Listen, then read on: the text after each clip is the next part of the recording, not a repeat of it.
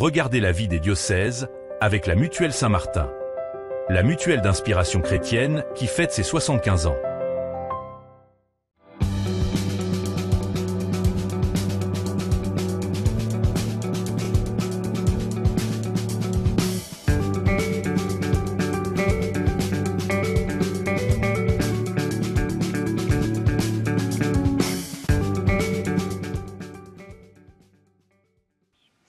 Bonjour à toutes et à tous, bienvenue sur KTO pour la vie des diocèses où nous partons chaque semaine à la découverte d'un territoire, d'un diocèse et de son évêque. Et aujourd'hui, nous allons parler de l'éparchie Saint-Volodymyr le Grand de Paris.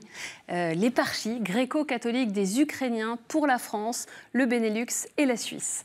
Dans cette édition, on découvrira la nouvelle école ukrainienne lancée au sein de la paroisse catholique ukrainienne Tous les Saints de Vincennes et on entendra le témoignage de la présidente de l'association Fraternité France-Ukraine, une association créée en février 2022. L'éparchie Saint-Volodymyr le Grand de Paris fait partie des églises catholiques orientales et représente une partie territoriale de l'église gréco-catholique ukrainienne. Son territoire pastoral s'étend sur 666 000 km², de la France au Benelux en passant par la Suisse. La liturgie est célébrée selon le rite byzantin et bien sûr, la guerre en Ukraine conduit l'éparchie à avoir une mission particulièrement tournée vers les réfugiés ukrainiens. Pour parler de cette éparchie gréco-catholique ukrainienne, l'éparchie Saint-Volodymyr le Grand, Paris, je reçois son évêque très récemment nommé, Monseigneur Ihor Rantzia. Bonjour Monseigneur. Bonjour. Merci beaucoup de venir sur le plateau de KTO pour la première fois en tant qu'évêque nommé de l'éparchie. Quelles sont les caractéristiques de l'éparchie en quelques mots? Je viens de donner quelques mots de présentation. Comment est-ce que vous pourriez compléter cette présentation pour ceux qui nous regardent, qui nous écoutent? Nous sommes dispersés dans ces 5 pays, une cinquantaine de communautés ukrainiennes gréco-catholiques sur un vaste territoire. Et pour nous, c'est un grand défi comment être ensemble, comment marcher ensemble, comment pour l'évêque d'accéder à tous nos fidèles. Au début de cette émission, peut-être quelques dates pour mieux connaître votre parcours, Monseigneur Ihor Rantzia. Vous êtes donc vous avez été nommé évêque de l'éparchie ukrainienne Saint-Volodymyr le Grand le 1er octobre 2025. Vous êtes né en 1978 à Opilsko, dans la région de Kiev, en Ukraine. De Lviv, vous avez raison de me corriger. De 2003 à 2008, vous avez été enseignant à l'Université nationale Franco, la faculté de géographie, ordonné prêtre le 29 mars 2015 à Paris. Vous étiez de 2022 à 2025 ce qu'on appelle proto-syncelle, c'est-à-dire vicaire général de l'éparchie. Et vous avez choisi comme devise épiscopale cette phrase « Sous la protection de Marie, à la lumière de Jésus ». D'abord, un grand merci d'accepter de vivre cette émission en français, qui n'est donc pas votre langue maternelle, mais c'est vraiment très gentil à vous. Je le disais, vous étiez l'équivalent d'un vicaire général dans l'éparchie. Et le 1er octobre dernier, le pape Léon XIV a approuvé la décision du synode des évêques de l'Église gréco-catholique ukrainienne qui vous a élu évêque de l'éparchie ukrainienne. Cette nomination épiscopale met fin à 7 ans de siège vacant, puisque c'était jusqu'alors un administrateur apostolique que j'avais reçu, Monseigneur Lonchina, qui était à la tête de l'éparchie. Comment est-ce que vous avez accueilli cette nomination? Pour moi, c'est très difficile parce que je dois changer ma vie, mes projets personnels. J'ai toujours planifié à me consacrer à la vie académique. Et j'étais envoyé de l'éparchie de Lviv en France pour les études avec le but de retourner en Ukraine. Mais ça a changé pour moi tout. Et je le disais, c'est la fin donc, de cette année de siège vacant. Qu'est-ce que vous avez comme projet, comme désir en arrivant, en devenant évêque de cette éparchie? D'abord, moi, personnellement, je n'ai pas encore de projet pour l'éparchie. J'espère de le faire avec l'ensemble de notre clergé. C'était des années difficiles pour nous parce que c'est la guerre, la Covid. En plus, dans cette période du siège vacant, on ne peut pas faire de projets à long terme. Parce que c'était un administrateur apostolique. Oui, c'est ça. Sa pouvoir a été limité par le conseil de consulteurs éparcheux. Mais quand même, on a réussi de faire beaucoup de petits projets. On a créé de nouvelles communautés, on a ordonné des prêtres. Et donc la vie continuait. Sauf que sans possibilité de faire des projets à long terme. Votre ordination comme éparque de l'éparchie Saint-Volodymyr-le-Grand de Paris aura lieu mi-décembre, le 17 et 18 décembre à Paris, et ce sera en 2 temps. Est-ce que vous pouvez un peu nous expliquer les particularités de ces 2 jours, les 17 et 18 décembre?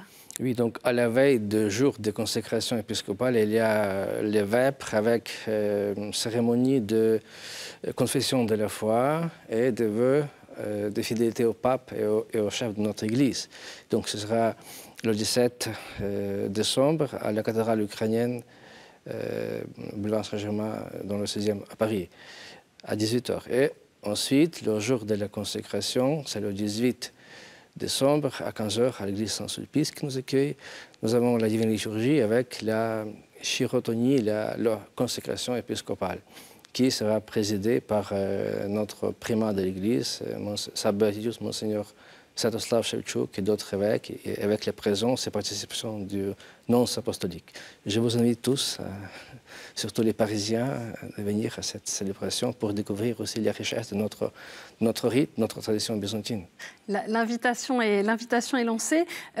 Pour mieux découvrir ce que vit l'éparchie, on va aller découvrir cette nouvelle école ukrainienne qui, il y a 1 an, a été lancée au sein de la paroisse catholique Tous les Saints de Vincennes. Il s'agit d'une école de week-end qui vise à inculquer aux élèves l'esprit des valeurs catholiques et des traditions ukrainiennes.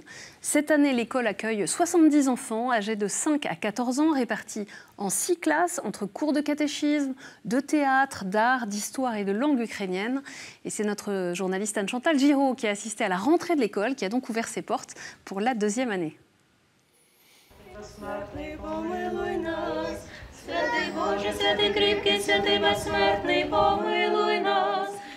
Ce samedi, c'est avec un temps de prière que l'école ukrainienne Olena Viter fait sa rentrée. Pour l'occasion, tous les futurs élèves venus accompagnés de leurs parents ont revêtu leur habit traditionnel. C'est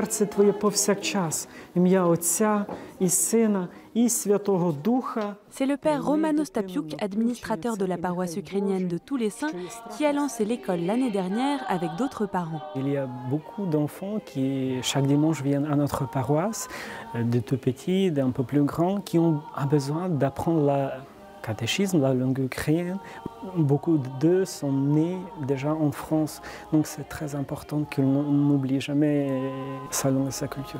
C'est sous le patronage d'une religieuse ukrainienne engagée dans l'éducation, Olena Viter, que les écoliers commencent leur année et se dirigent ensemble en procession jusqu'à la maison de Notre-Dame, mise à disposition par le diocèse de Créteil, où se tiendront les cours.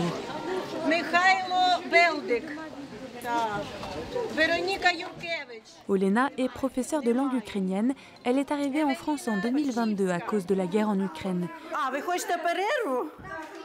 L'école lui permet aussi de continuer le métier qu'elle pratiquait à Kiev. Je ne veux pas quitter mon domaine pédagogique, parce que j'adore mon travail. Je trouve que c'est très important pour les gens garder son langue maternelle.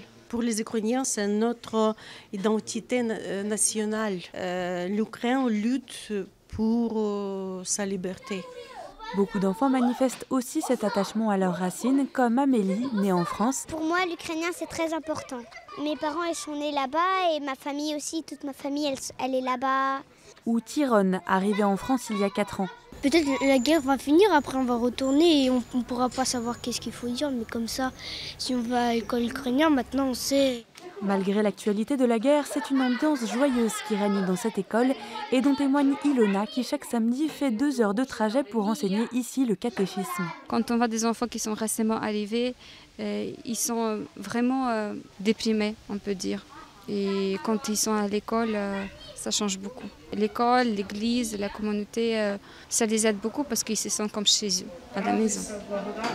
Les 70 élèves et leurs professeurs se retrouveront tous les samedis de cette année scolaire. Un engagement exigeant qui participe à renforcer les liens au sein de la paroisse.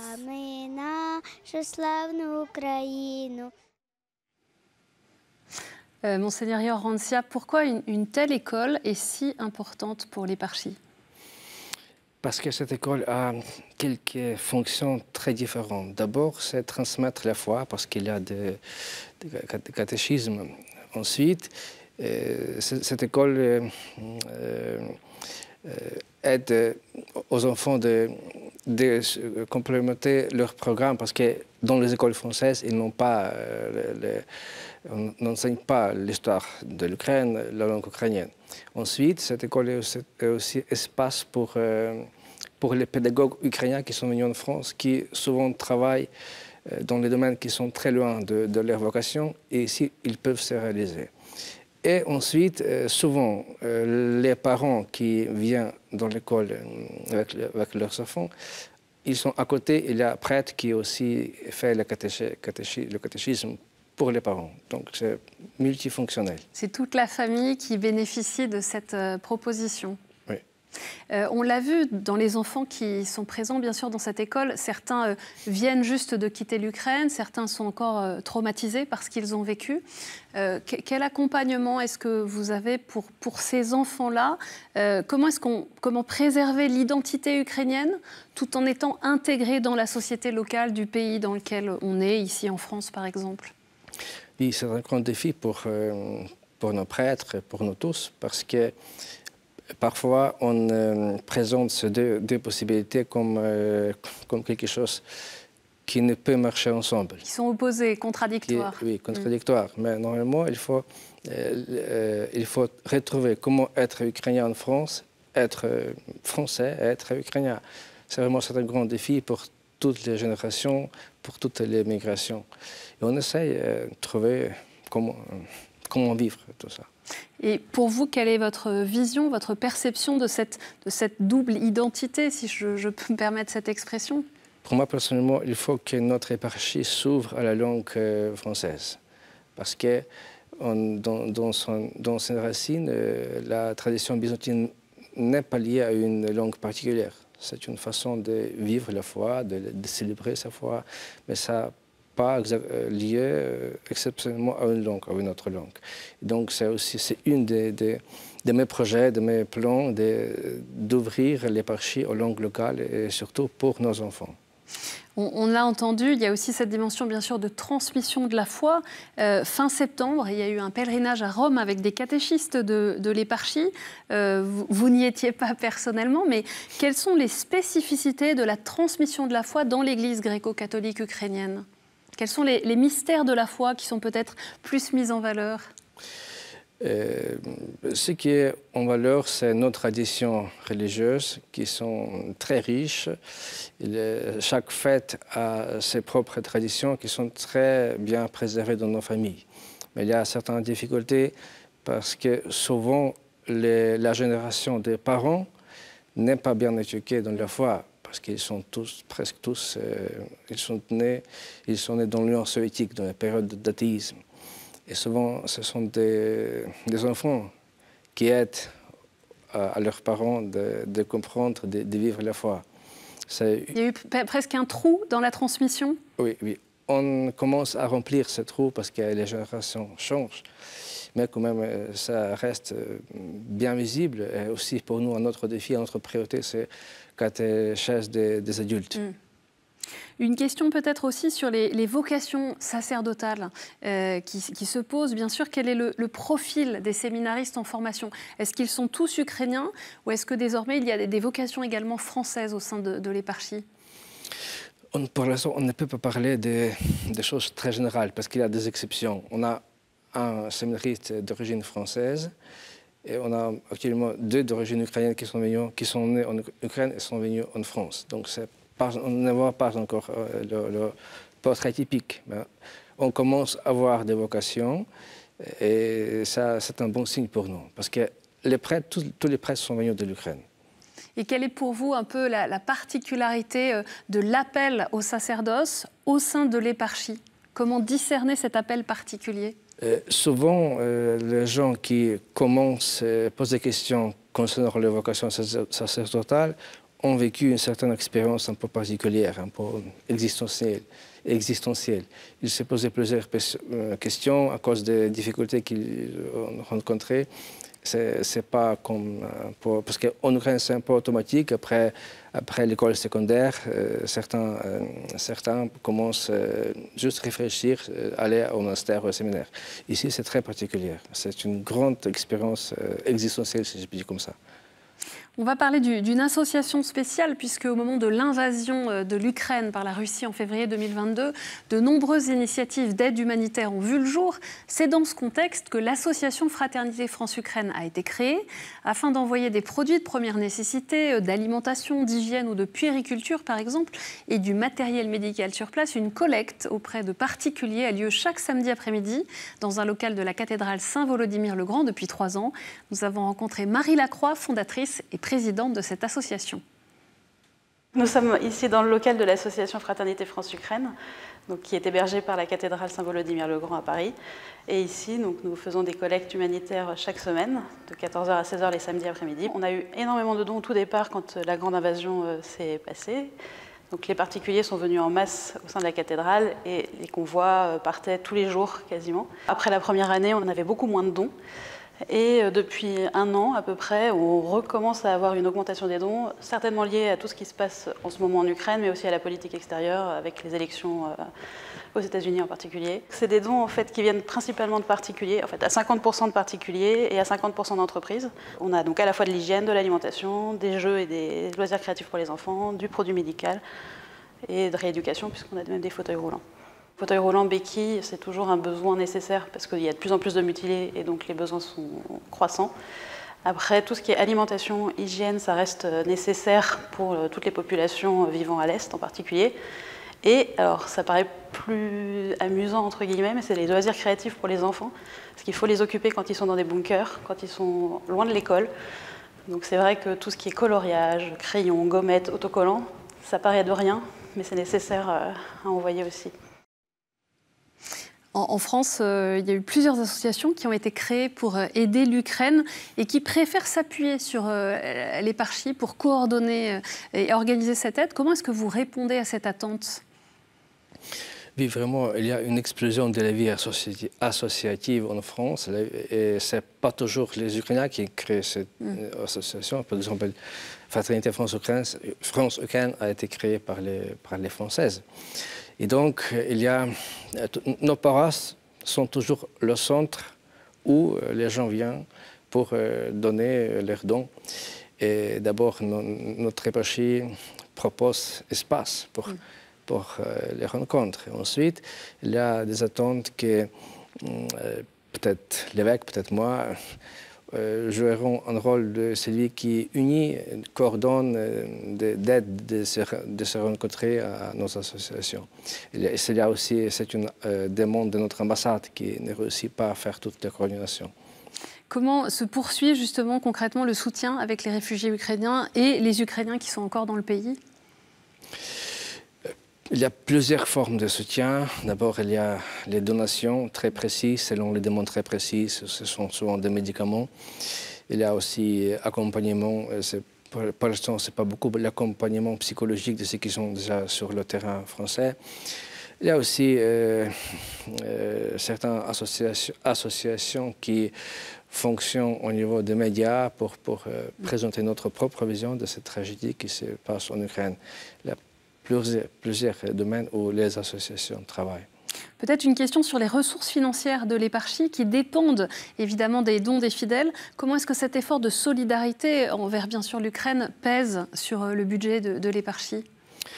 Je ne peux pas dire que cette mobilisation pour l'Ukraine a affecté les finances de l'éparchie, mais c'est toujours un problème pour, je pense que pour presque chaque diocèse français et pour nos éparchis aussi. En tant que vicaire général, je n'ai pas été trop concentré sur ces questions parce qu'il y a d'autres équipes qui travaillent, mais quand même, je commence à découvrir ça et c'est un grand défi pour moi. Comment trouver un moyen pour continuer notre mission. Une question sur la synodalité, puisque le synode sur la synodalité a concerné bien sûr toute l'Église catholique. Quelle est votre pratique de la synodalité au sein de l'éparchie gréco-catholique ukrainienne ? Notre éparchie a eu une très bonne expérience de synodalité. On dit, selon notre théologie, la conciliarité, on utilise le terme concile éparchial. Donc, parce que mon prédécesseur, Monseigneur Boris Roudiak, quand il est devenu éparque, évêque dans le pouvoir entier, donc en 2013, l'éparchie a été érigée.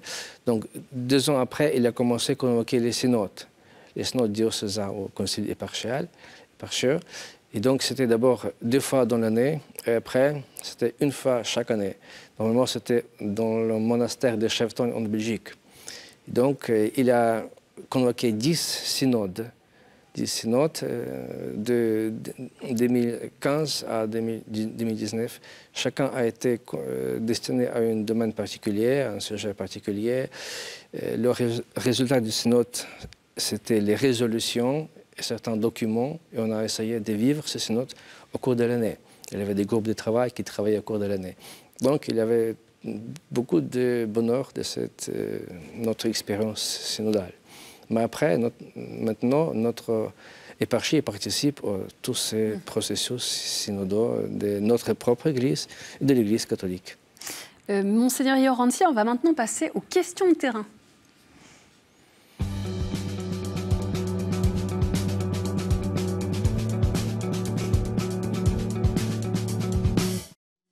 On a une première question de Jérôme, qui est diacre en vue du sacerdoce. Jérôme est français, il a vraiment été touché par la liturgie. Est-ce que vous pensez que notre tradition byzantine et ukrainienne a quelque chose à apporter à la France et aux Français et au monde occidental en général? Et comment on peut apporter toutes ces choses-là, surtout dans un contexte où parfois nous célébrons en ukrainien et nous sommes tournés vers le peuple ukrainien? Comment nous pouvons nous ouvrir spécialement aux Français?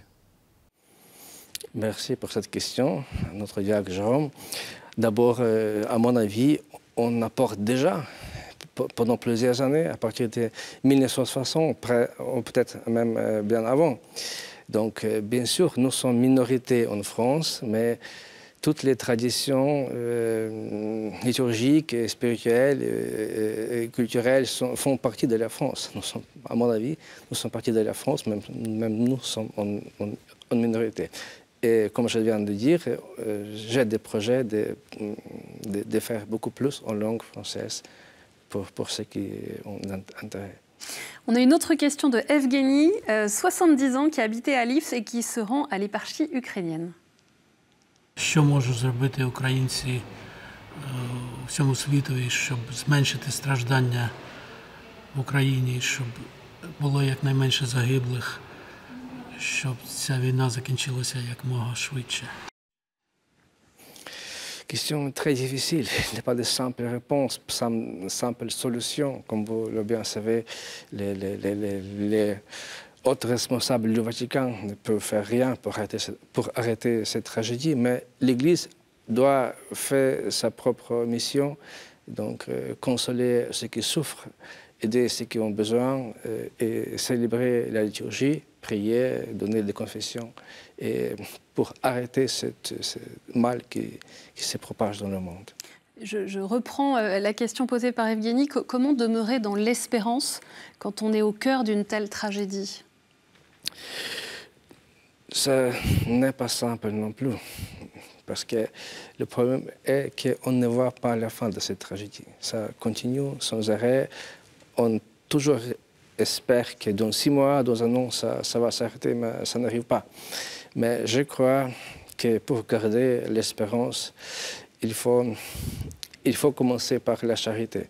Il faut attendre que quelqu'un vienne pour donner l'espérance, mais il faut donner cette espérance par les actes de charité à ceux qui sont dans les besoins plus graves, plus importants que moi-même.